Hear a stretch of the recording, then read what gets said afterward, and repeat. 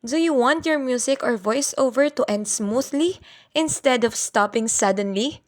In this tutorial, I'll show you how to create a fade-out audio effect in CapCut Mobile.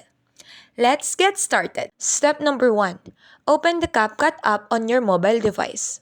Tap New Project or select the existing edits. In my case, I selected the already existing edits. If your project doesn't already have audio, tap Audio from the bottom menu and add the sound you want to use. But if your project already contains music or voiceover, tap the audio track in the timeline to select it. With the audio track selected, swipe through the editing tools and tap Fade. You will see two options there, Fade in and Fade out. Adjust the fade out slider to set how long the video gradually decreases in volume before it ends. A short fades create quick finish, while the longer fades produces a smoother and more natural ending. Before exporting, make sure to preview your video. Watch it from beginning to the end. And that's how you create fade out audio effect in CapCut Mobile. Finish every video with a smooth touch. Don't forget to like, share, and subscribe. God bless.